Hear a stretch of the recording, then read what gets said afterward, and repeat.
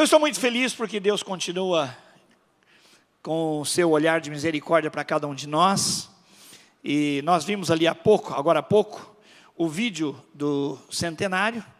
Louvamos a Deus pela vida da Vasti, que vem estudando aí estas atas. Todos esses dados são extraídos das nossas atas. São mais de 1.400 atas, ela já leu isso várias e várias vezes, vai detalhando. Eu vou contar para vocês que ela tem um receio, ela tem um santo temor, porque quando a história era mais remota, mais lá de antigamente, 1900 e bolinha, ninguém conhecia tanto ninguém, né? Mas quando vai chegando nesses anos 50 para cá, já tem pai, tem avô, tem bisavô, tem tio, não é? E as informações precisam ser precisas. E elas são extraídas do livro de Atas. Então, nem sempre há uma conexão completa das histórias, porque o livro de Atas, realmente, ele não se presta a ser um livro de crônicas. Então, nós louvamos a Deus pela vida da Vasti, fazendo esse trabalho muito importante, que fica assim para a posteridade. Já foram 7 vídeos que vocês viram, e tem mais, creio que 4 vindo por aí. Muito trabalho, louvamos a Deus pela vida da Vasti nesse sentido. E olhando para a nossa igreja que é centenária, Deus nos deu uma palavra no dia 31 de dezembro, o Senhor tornou-a pública, e ela foi bastante forte na conferência dos sonhos. A nossa igreja é uma igreja centenária, ela tem muitas virtudes. Eu estava até observando o culto aqui, alguém podia pensar assim, puxa vida, a gente podia tirar tudo do culto e deixar a palavra e o louvor. Já pensou que maravilha? Só isso, e o culto ia ser tão gostoso, só louvor, adoração e a palavra. E eu falei, olha que engano interessante. Quem pensa assim é um consumidor muitas vezes de culto, embora haja no fundo um desejo de estar mais perto do Senhor, mas ele exclui as outras partes, por exemplo, a missão.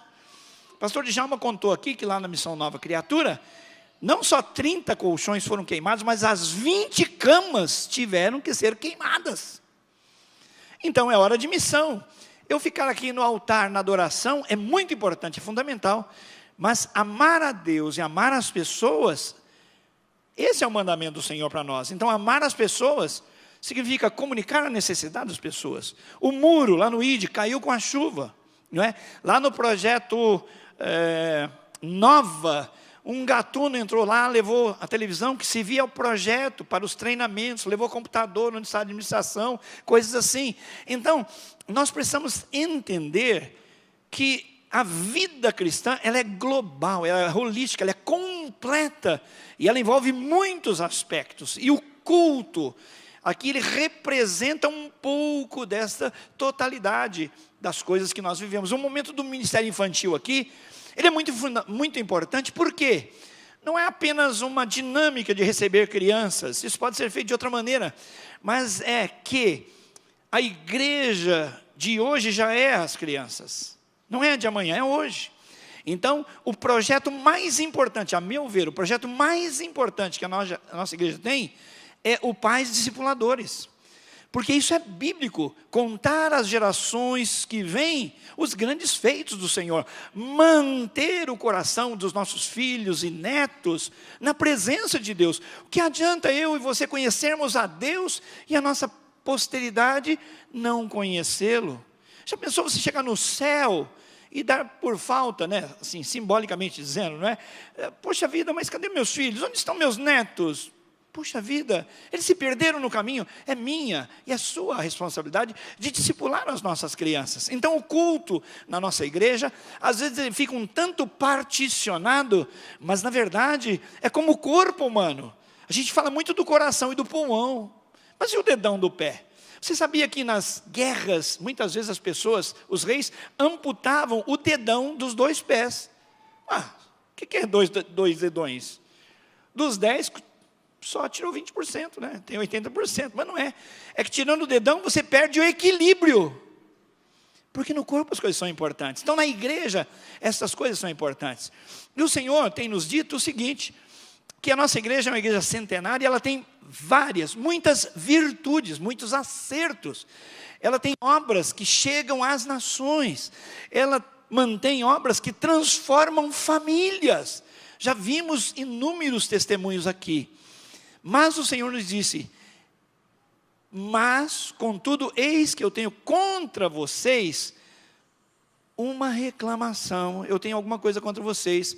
Vocês estão esfriando. Vocês se esqueceram, a palavra grega aí, para divorciaram, abandonaram no casamento, abandonaram o primeiro amor. Desde então, irmão, desde que eu ouvi essa palavra da parte do Senhor, eu entrei em desespero. Isso está lá em Apocalipse, eu não vou pregar sobre Apocalipse, mas a Bíblia diz que o Senhor Jesus, que andava no meio dos castiçais, o castiçal é aquele suporte para as velas, para a luz, não é? Para as candeias. E aí, então, os castiçais representam as igrejas. Quem vai iluminar o mundo é a igreja. O pastor Bill Hybels disse: a igreja é a esperança do mundo, mas ele diz porque ele está entrando em concordância com o Senhor Jesus. E o Senhor passeia no meio das igrejas que são deles, que são dele. Todas elas são dele. E ele, quando olha para a nossa igreja, assim como para as outras, ele enuncia, ele fala daquilo que ele vê. Ele vê e elogia virtudes, mas ele diz: olha, você está esfriando, você abandonou o seu primeiro amor. Agora, para quem a carta foi escrita? Lá no capítulo 2, logo no início, assim: ao anjo da igreja da cidade de Éfeso escreve, ao anjo da igreja. Duas correntes básicas de teólogos, estudiosos da Bíblia, diferem com relação a quem é esse anjo. Uns dizem: não, é um anjo, um ser angelical. Porque a Bíblia mostra, em Hebreus, por exemplo, que os anjos são ministros de Deus em nosso favor. Então a igreja tem um anjo. Nunca ouvi, não conversei com ele, mas a igreja que tem um anjo que cuida dela. Você já ouviu falar no anjo da guarda? Você ouviu falar que o Satanás falou assim para Jesus: olha, pula daqui para baixo, porque o anjo, está escrito, o anjo vai cuidar de você. Então, há essas inferências bíblicas de que um ser angelical cuida da igreja. Outro grupo de teólogos, estudiosos, diz assim: não é. É o pastor, o líder da igreja, ele é o anjo da igreja. Isso aí geralmente é rejeitado pelos pastores, porque que pastor quer se sentir anjo? Não é? Que pastor quer ter essa responsabilidade? Não, eu sou o anjo da igreja. Entretanto, de outubro para cá, Deus vem falando comigo que eu preciso assumir essa responsabilidade e não ficar estudando teologia para lá ou para cá, mas entender algumas coisas e de modo prático. Eu me coloquei na presença do Senhor. Por exemplo, faz sentido Jesus, que está nas regiões celestiais, querer falar para um anjo que está nas regiões celestiais, através de uma carta escrita para mandar para a terra? Mandou João escrever a carta. Como é que ele pôs? Onde estava, não é, a urna do correio para ele mandar? Olha, essa é para o céu, anjo, pega aí. Não faz sentido Deus, que está ali com os anjos, querer falar com o anjo através de uma carta escrita por um profeta. Então, para mim, Gilson Breder, ficou muito claro que Deus está dando a grande responsabilidade de eu entender a minha liderança na igreja. Pelas absolutas misericórdias de Deus, foi Deus quem me trouxe para cá, e os irmãos entenderam esse chamado, e nós somos conectados por cordas de amor, através de Deus, um chamado. Então, quando o Senhor diz: olha, avisa o anjo da igreja para ele se arrepender, não é o anjo que está no céu, é o que está na terra, sou eu mesmo. E quando eu caí e abandonei as primeiras obras, o primeiro amor, isso diz respeito a mim e a você como igreja. Por isso eu ando apavorado, no bom sentido, com muito zelo de Deus, porque eu quero saber. O Senhor disse que eu tenho de ver onde eu caí é queda, onde eu pequei. E aí eu tenho que descobrir onde foi, o que foi, em que circunstância foi que eu perdi, que eu abandonei o primeiro amor. E ele me chama: arrepende-te, porque se você se arrepender, eu vou te beneficiar com que, do modo que eu já escrevi. Eu quero que você se assente comigo e coma do pão, da árvore da vida, do fruto da árvore da vida. Que coisa maravilhosa, recompensa celestial. Mas se você não se arrepender, eu riscarei, tirarei o candelabro do seu lugar. A igreja chamada, teologicamente, a igreja universal do povo de Deus, não é essa denominação que nós conhecemos hoje. O que é a igreja universal? É a igreja de todos os tempos, os crentes de todos os tempos, em todos os lugares. O seu avô, o missionário que saiu lá no ano 500 a evangelizar, ele é dessa igreja que eu faço parte. Estaremos como igreja triunfante diante de Deus, a igreja universal. Então, esta igreja, ela é imbatível. O Senhor Jesus disse que as portas do inferno não vão prevalecer contra a igreja. Diga glória a Deus. Mas isso é a igreja universal de todos os tempos, em todos os lugares. Mas com relação à igreja local, e a maior número de vezes que a Bíblia cita a igreja, cita no aspecto local. A igreja local, a igreja primeira em Campo Grande, na rua 13 de maio. Então essa igreja local, ela pode perder o seu lugar. Não é de se admirar que na Europa, por exemplo, vários templos por onde passou o avivamento, hoje não são mais igrejas, são casas de show, são mesquitas muçulmanas. Por quê? Porque a igreja morreu, a igreja local morreu. Por quê? Porque em algum momento ela falhou com Deus, ela não se manteve fiel ao Senhor. E então, irmãos, Deus tem nos dado essa palavra tão difícil, tão pesada, mas tão carregada de amor.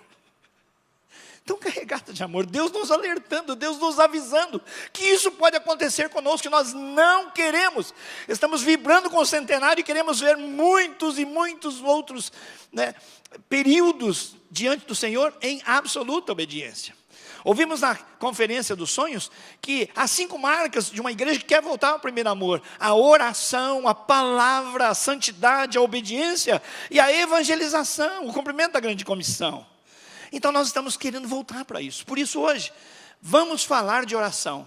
Eu não sei se você percebeu, nós estamos trabalhando, orando, jejuando por um movimento de oração. Diga isso, repete e pensa: movimento de oração, diga.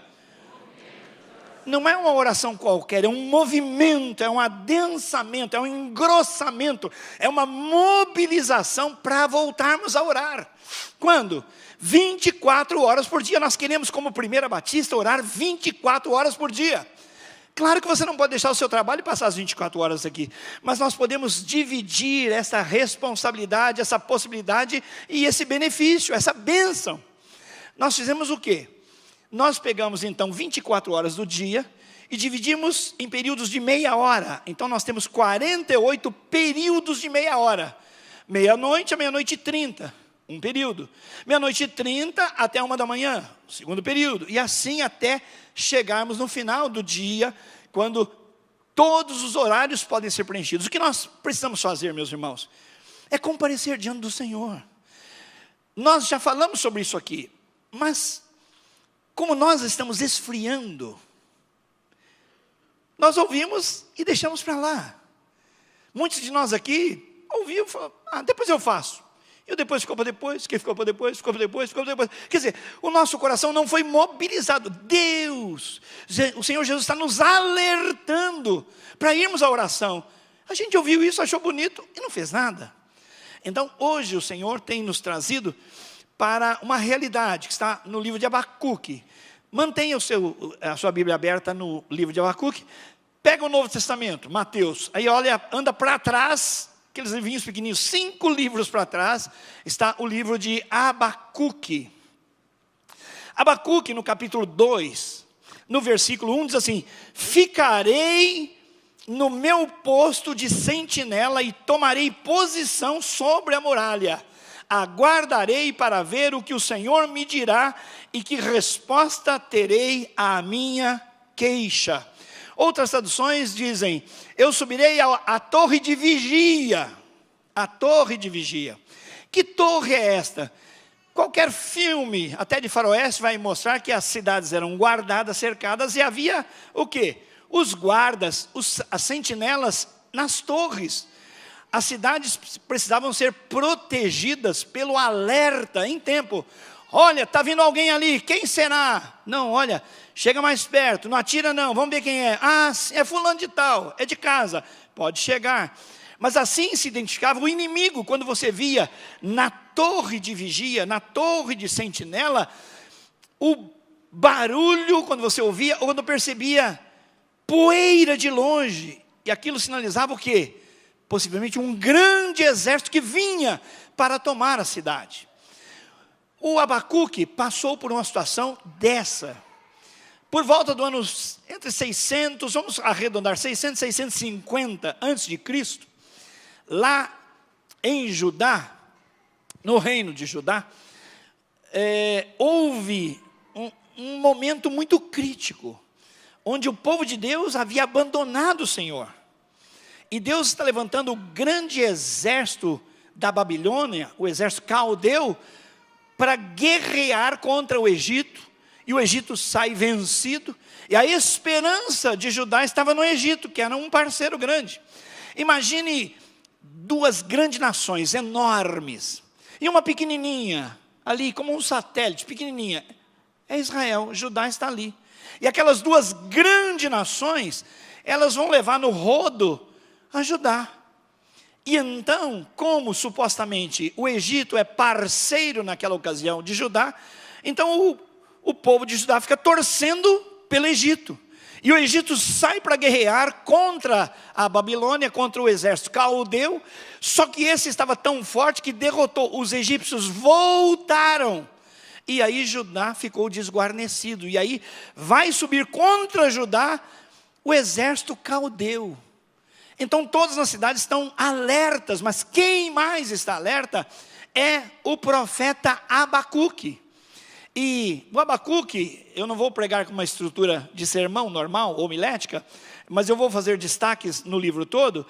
O Abacuque entra em crise, e ele tem então duas queixas. Até achei muito lindo a nossa irmã que estava ministrando louvor, falar de angústias, porque são duas queixas, são duas angústias que o Abacuque tem. O texto que nós vamos ver hoje, tudo revela que nós precisamos subir na torre de vigia para esperar pelo Senhor. Eu vou subir a torre de vigia para esperar o Senhor. Enquanto eu olho as ameaças, eu estou orando a Deus, esperando uma resposta do Senhor. Deu para você entender? Na torre de vigia, você observa o caos, a ameaça, a sua alma se angustia e você pergunta pelo Senhor: Senhor, onde o Senhor está? Senhor, o Senhor não está vendo? Senhor, o Senhor não está ouvindo? Então são, primeiramente, destaque para as duas angústias que o Abacuque tem. Então no capítulo 2, versículo 1, é o centro desta palavra. Eu subirei e ficarei no posto de vigia, na torre de vigia, e aguardarei, esperarei pelo Senhor. É isso que nós queremos fazer. Nós dividindo os períodos, nós tendo 50 pessoas em cada um desses períodos, nós somaremos 2.400 pessoas orando dia e noite, todo dia. Pastor, é uma campanha até o final de fevereiro? Não, é para a vida toda, em nome de Jesus. Amém, meus irmãos? É uma campanha para a vida toda. E eu queria levantar com vocês agora, diante do Senhor, esse clamor a Ele, que Ele nos faça ver que nós estamos em perigo, porque toda vez que o profeta anunciava o vaticínio do Senhor, a palavra do Senhor, e era juízo, outros profetas diziam: não esquenta, não é nada disso. Com Jeremias acontecia isso. Ele dizia: a mão do Senhor vai pesar. Outros diziam: não, calma, não ouçam o profeta, ele é exagerado. Sim, na escritura nós vemos exageros.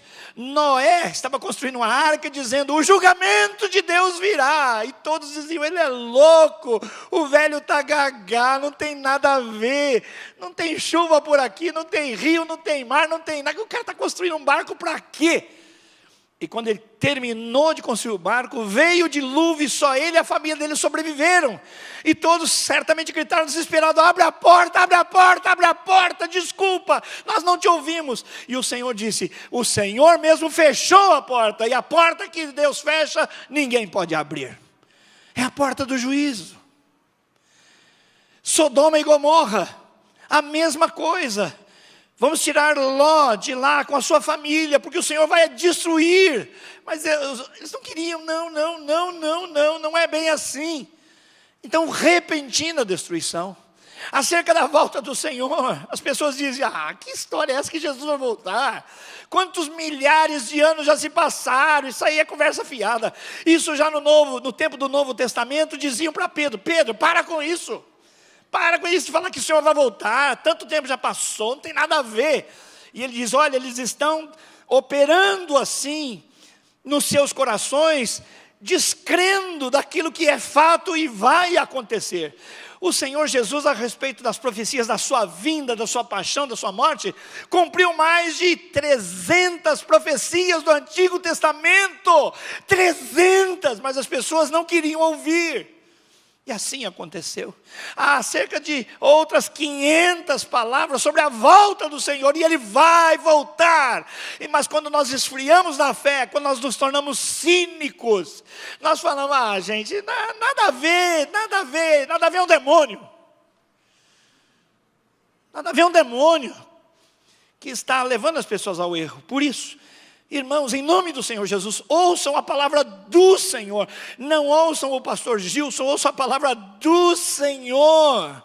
Ouçam a palavra do Senhor e reajam positivamente à palavra da profecia. Vamos subir na torre de vigia, vamos olhar os perigos, o inimigo, a devastação, e vamos esperar no Senhor. Vamos aguardar a resposta do Senhor. Essa é a palavra dessa noite. As duas angústias de Abacuque tem a ver com a minha e com a sua.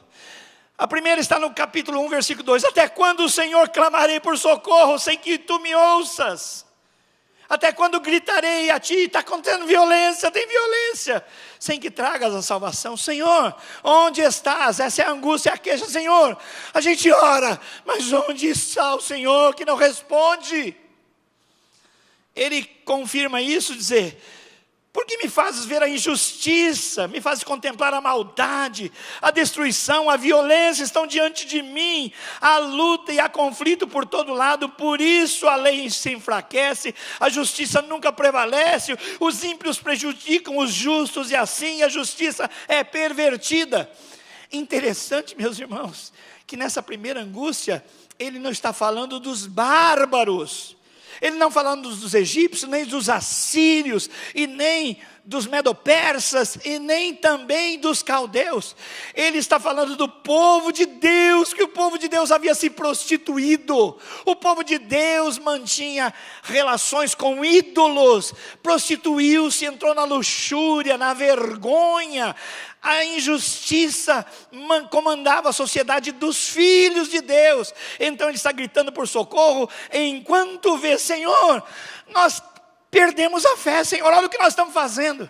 Aplica isso a hoje. Você vai numa festa de casamento de um crente, você fala, meu Deus, onde é que eu estou? Meu Deus, está tudo igual, o mundo chegou aqui. Irmãos, nós fomos alargando, liberando, e virou, desculpe a expressão, uma sujeira. Um pastor muito amigo meu me contou que ele teve que tomar uma posição na igreja, uma posição radical. Se for haver bebida no seu casamento, eu não vou à festa, nenhum dos pastores vai. Nós rompemos. Pastor, é exagero. É melhor exagerar para cá, porque você volta um pouco, do que ficar no fio da navalha e você se corromper. Nós ultrapassamos, passamos dos limites. As músicas são músicas baixas, sujas, imundas. A gente canta na igreja um hino maravilhoso na cerimônia de casamento e depois vai dançar para o capeta. Onde está, meu Deus? É isso que ele está dizendo. Onde nós chegamos? Onde nós chegamos? Onde nós chegamos?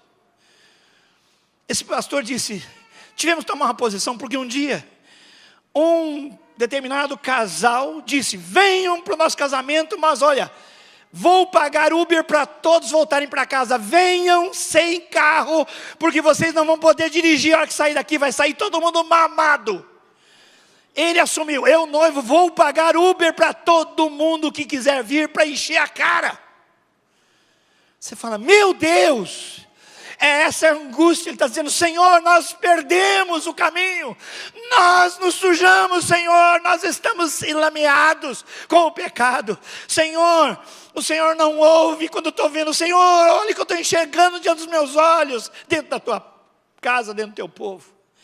A segunda angústia dele é sobre a resposta que o Senhor dá. Isso está no capítulo 1, versículo 5. O Senhor responde, olhe as nações, contemple as nações e fique espantado, atônito, pois nos dias que você pois nos dias de vocês farei algo em que vocês não creriam se alguém não tivesse contado. A respeito da sua queixa, eu estou respondendo o seguinte, a sua angústia: eu é que estou trazendo os babilônicos, nação cruel e impetuosa, de marcha por toda a estação da terra, para apoderar-se de moradias que não lhe pertencem. Sou eu que estou julgando vocês, sou eu que estou trazendo castigo e chicote. Eu é que estou fazendo, não é o inimigo. Eu incitei, eu provoquei o inimigo a fazer o que eles fazem em todos os lugares, para fazer também na casa de Israel, na casa de Judá. Essa angústia, Senhor, olha onde nós estamos. E Deus dizendo: é por isso que eu não estou ouvindo e atendendo a sua oração. Pelo contrário, esgotou-se a paciência. O meu temor, eu fui tomado de temor e de zelo, meu nome é zelo. Por isso, eu estou trazendo esses inimigos. E eles são cruéis, são sanguinários, eles são terríveis. É o juízo sobre a minha casa. A segunda queixa, a segunda angústia de Abacuque, ela diz o seguinte, está no capítulo 1, versículo 12. No capítulo 1, versículo 13. Os teus olhos são puros, Senhor, não suportam ver o mal, não podes tolerar a maldade. Então, por que toleras os perversos? Então, por que, Senhor? Já que o Senhor tem que fazer juízo, por que o Senhor não faz com as suas próprias mãos? Por que o Senhor vai usar os perversos? Por que o Senhor vai usar essa gente idólatra, essa gente suja, essa gente podre para fazer juízo? E o Senhor fica ouvindo ele dizendo: por que ficas calado enquanto os ímpios devoram os que são mais justos do que eles? Tornaste os homens como peixes no mar, como animais que são governados por alguém. O inimigo puxa esse povo como anzóis, arranca-os da rede e nela os arrasta. E então esse povo rebelde se alegra e exulta, e por essa razão lhe oferece sacrifício. Olha só, está dizendo, esses ímpios já estão tão fortes nas suas conquistas, que eles já nem estão adorando um ídolo mais. Eles adoram a sua própria força. Olha quantos carros nós temos, olha quantos flecheiros nós temos, olha a nossa glória. E eles agora levantaram ídolos próprios, das suas próprias forças, contra qualquer outro tipo de adoração. Essa é a segunda queixa. Senhor, o Senhor não está vendo que eles são ímpios? O Senhor está dizendo: eu estou vendo, eu estou vendo, eu estou vendo, eu estou vendo, eu estou nisso. E então ele diz: eu preciso subir na torre de vigia, eu preciso olhar para lá e preciso ouvir de Deus, preciso respostas de Deus. Aí no capítulo 2 vem a segunda resposta, o segundo clamor, a segunda queixa, a segunda angústia. O Senhor disse então, agora em forma de visão: então o Senhor me respondeu, escreva, capítulo 2, versículo 2, escreva claramente a visão em tábuas. Não é a visão de projeto de igreja, não é a visão de planejamento estratégico, não é a visão de como ser igreja, não, é outra visão. Escreva claramente a visão em tábuas, para que nela se leia facilmente. Escreve grande, para que as pessoas passando rápido ou fugindo possam ler. O que é que está escrito? E o Senhor está dizendo: pois a visão os aguarda. A visão aguarda um tempo designado para cumprir-se. Ela fala do fim, e ele não falhará. Ainda que demore, espere-a, porque ela certamente virá e não se atrasará. Deus está dizendo: sejam tementes, a vara vai chegar. A palavra tem que estar escrita e clara, bem comunicada. O juízo vai chegar, ele não falhará, ele não tardará.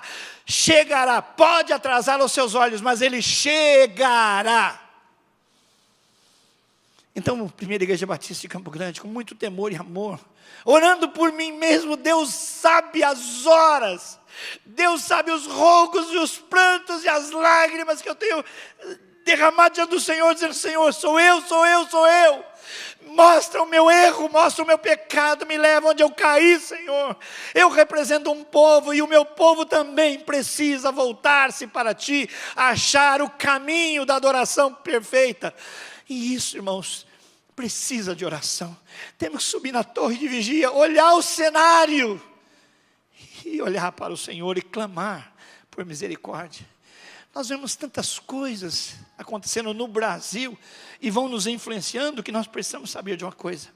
Mas além desses duas queixas, das duas respostas do Senhor, o Senhor responde dizendo: preste atenção, nem todos serão consumidos. Diga glória a Deus. Nem todos serão consumidos, haverá um remanescente fiel. E você, que grupo vai estar? Você quer ser do remanescente fiel? O remanescente é? Como é o remanescente? Ele é? Fiel. Então no capítulo 2, versículo 4, o Senhor esclarece: escreva, o ímpio está envaidecido, o soberbo, orgulhoso, mas os seus desejos não são bons. Mas quanto ao justo, o meu justo viverá por sua fé. O justo viverá da fé, por meio da fé, e fé é fidelidade. Irmãos, esta palavra profética, ela é usada no Novo Testamento várias vezes, por exemplo, pelo apóstolo Paulo: o justo viverá por sua fé. E eu quero chamar muito amorosamente você para buscar comigo o Senhor. Entre na torre de vigia. Nós vamos dar uma oportunidade. Nós queremos 2.400 pessoas orando dia e noite, todo dia. Até 28 de fevereiro, nós iremos pensando nisso. Arrepende-te e volta ao primeiro amor. Depois a campanha vai ser permanente para sempre. Nós vamos mudar o tema, ir ajustando, dando motivos novos para você orar. Mas todos estarão dizendo: Deus precisa ser buscado. Nós precisamos subir na torre de vigia e ali ver o perigo, mas contar com a resposta do Senhor. Amém, meus irmãos? O justo viverá pela fé. Feche seus olhos agora e pergunte: Senhor, minha vida mostra que eu tenho sido justo diante do Senhor?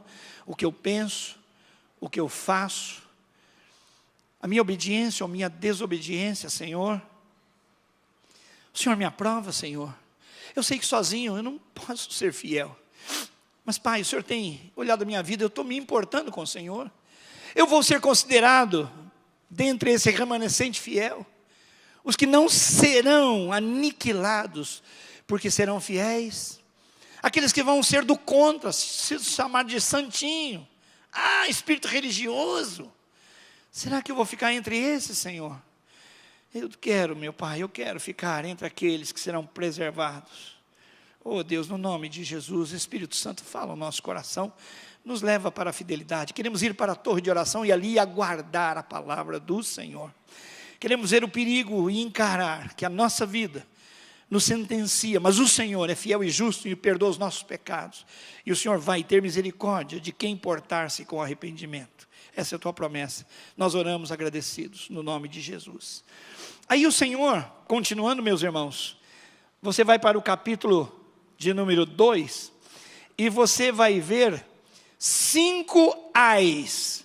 São chamados 5 ais de Abacuque, porque é Abacuque quem menciona, mas é o Senhor quem diz. E olha só, está no capítulo 2, versículo 6, depois versículo 9, depois versículo 12, depois versículo 15 e versículo 19. São 5 ais. Deus dizendo: ai de vocês. Primeiro ai, Abacuque 2:6. Ai daquele que multiplica o que não é seu, e daquele que carrega sobre si dívidas, só dívidas. Até quando? É o pecado da desonestidade. O primeiro ai é o ai da desonestidade, capítulo 2, versículo 6. Ele multiplica o que não é dele, está mexendo com o que não é dele, está metendo a mão, ou pouco ou muito, está metendo a mão, é bola, é por fora, está metendo a mão. A gente julga o Brasil, mas é isso aí, a desonestidade. Ai do desonesto. Segundo versículo 9, pecado de corrupção. Ai daquele que para a sua casa junta cobiçosamente bens mal adquiridos para pôr o seu ninho no alto, a fim de livrar-se do poder do mal. Eu vou fazer a minha meia, vou fazer a minha segurança, e aí quando eu granjear esse recurso, eu vou ficar acima. Você sabia que o Deltan Delagnol, aquele procurador, é procurador, né? É um irmão nosso na fé, líder de célula na Igreja Batista do Bacaxeri. Ele mencionou estudos científicos que mostram que vale a pena ser corrupto. Vale a pena. Eles fazem cálculos que metendo a mão eles vão levar tantos milhões, tantos bilhões, que já separam mais ou menos metade disso. Eu não vou ser preciso no que ele falou, mas ele disse como vale a pena ser corrupto. Então separa milhões, se for o caso, para os advogados. Porque eles sabem que precisarão de muita defesa e depois adiar, postergar, recurso. No final, eles saem livres e dizem, ufa, alguns anos de cadeia e ainda com muita liberdade, porque depois de algum tempo a gente vai para casa e está com a família e no final, olha, para a minha futura geração eu deixei uma fortuna. Esse é o cálculo. E o Senhor está dizendo, ai deles. Abacuque 2,12 fala do pecado da opressão. Ai daquele que edifica a cidade com sangue e que funda a cidade com iniquidade. Aquele que não mede esforços para edificar o que lhe é peculiar, aquilo que é dele. Quarto ai, o pecado da luxúria. Ai daquele, versículo 15, ai daquele que dá de beber ao seu companheiro. Ai de ti que adiciona a bebida o teu furor e embebedas para ver a sua nudez. Ele está falando de coisas assim, de alguém que põe na bebida aquelas drogas para deixar a pessoa fora de si e manter relações ilícitas, descobrir a nudez da pessoa. Está falando de luxúria. Ai desse, se tornou tão comum. E não tem só isso de fazer escondido, tem aquilo que o camarada, ou a moça, o homem ou a mulher, fala assim, não, vou dar um pouco de vinho, a hora que ele ficar mais tranquilo, ele se solta. Ai deles, ai destes. Quinto pecado da idolatria. Abacuque 2,19, ai daquele que diz ao pedaço de pau, acorda. E diz a pedra, muda, desperta. A pedra muda, né? A pedra que não fala, óbvio, desperta. Pode isso ensinar? Eis que está coberta de ouro e de prata, mas dentro dela não há espírito algum. Está falando da idolatria. Meus irmãos, a idolatria em Israel chegou a níveis absurdos. Para você ter uma ideia, comparando nos nossos dias, seria como pegar um dos ídolos que você vê na televisão, desses ídolos mais famosos que o Brasil idolatra, e passar na Assembleia da Primeira Batista. Nós vamos colocar aquele ídolo aqui, no lugar da Bíblia. Tira a Bíblia, põe ela de lado. Vamos ouvir a Bíblia, mas de lado. Porque aqui no centro estará a idolatria. Um ídolo. Meu irmão, Israel chegou a fazer isso. O rei Manassés, o pior dos reis, chegou a sacrificar seus próprios filhos a Moloque.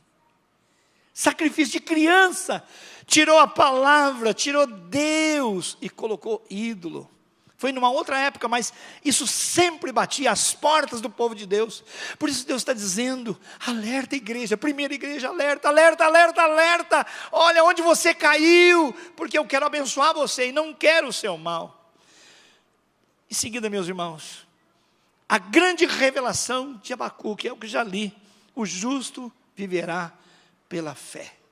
Vamos fazer exercício de fé, exercício de fidelidade. Vamos subir na torre de vigia, vamos anotar o nosso nome ali, para orar meia hora, chorar o nosso pecado, chorar o pecado da nossa família, chorar o pecado da nossa igreja, o pecado da nossa cidade, o pecado da nossa nação. Irmãos, é uma convocação divina, um chamado divino, não é um programa de igreja. O pastor fica inventando esse negócio, a gente tem que pôr. Irmão, acorda em nome do Senhor Jesus. É o Senhor Jesus que caminha entre as igrejas, que está dizendo, vocês têm virtudes, vocês têm acertos, mas eu tenho contra vocês que vocês estão esfriando, estão relativizando a minha palavra. Um homem de Deus lê a palavra, o camarada aí olha no Facebook, ou no Google, uma outra pessoa fala, nada a ver, o pastor aí está por fora, o pastor tal, pensa diferente dele. Cuidado, em nome de Jesus. Cuidado, vai para a oração. Oração, é palavra, é santidade, é obediência e a grande comissão. No futuro a gente vai falando sobre os outros temas.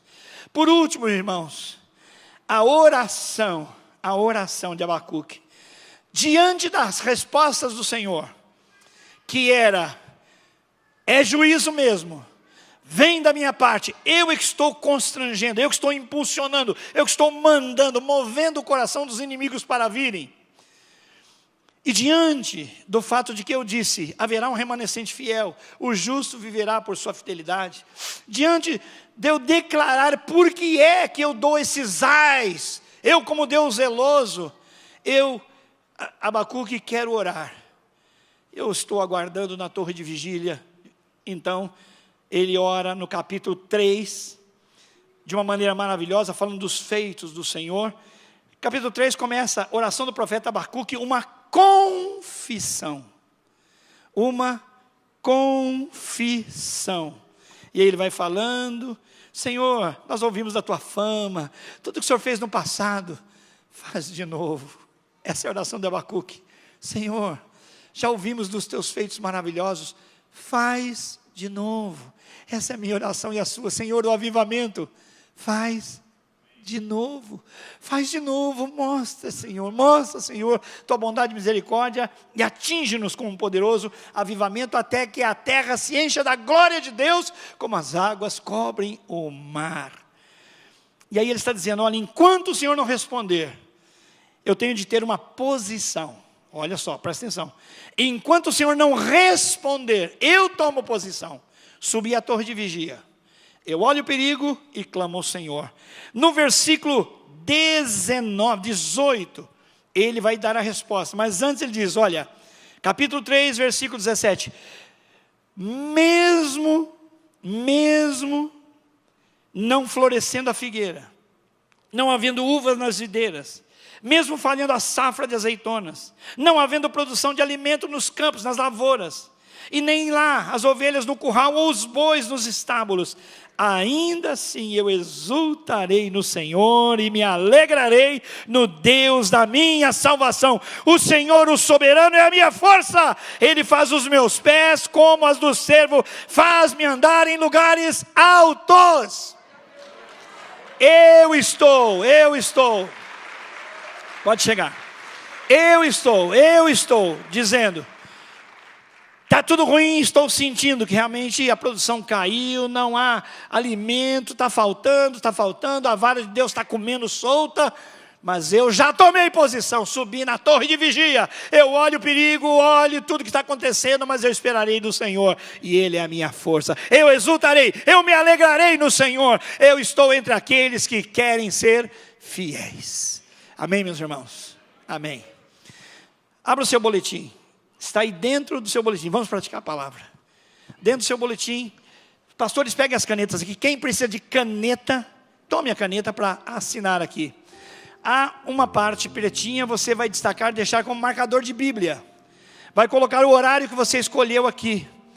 E na ficha, onde tem os dados, o seu nome completo, o número do seu celular, a sua faixa etária, que célula você está, que rede você está. Escolha um horário. Nós precisamos de 50 pessoas em cada um destes horários, para 24 horas estar diante do Senhor. Quem já colocou no aplicativo, não precisa. Você que sabe mexer com o aplicativo, pode fazer pelo aplicativo. Nós fizemos isso, porque no aplicativo você faz sozinho, e nós queríamos fazer isso aqui em casa.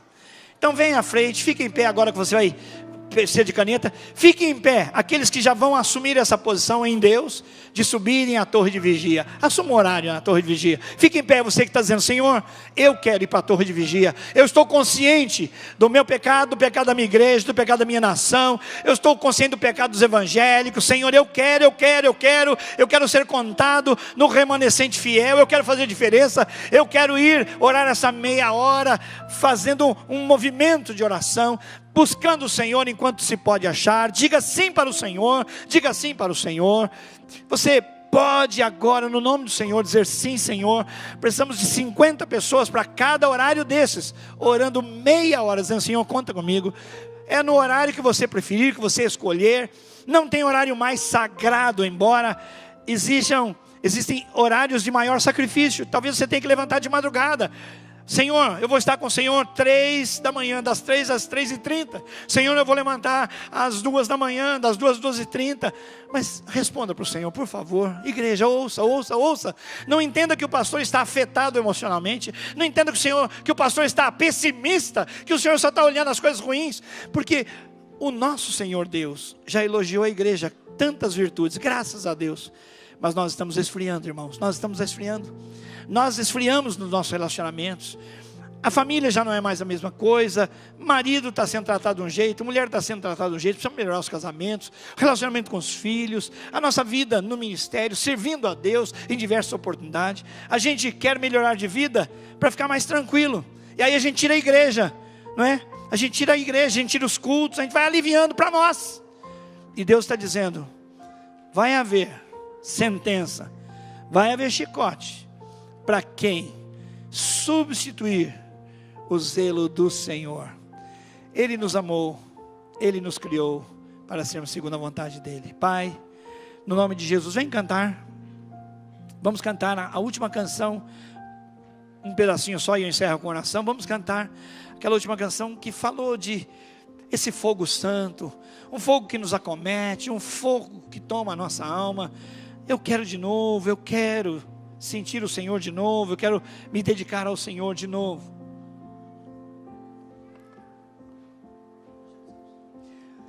Agora, passe para a extremidade da fileira o seu cartão. E uma pessoa de cada fileira pega e traz aqui na frente, coloca dentro do gasofilácio. Nós demos oferta, dízimos, ofertas para missões, para ação social. E agora vamos dar ao Senhor oferta de oração. Se você está aqui pertinho, quer vir colocar o seu envelope aí, não é, o seu cartão, pode colocar também. Vamos cantando, meu povo. Vamos.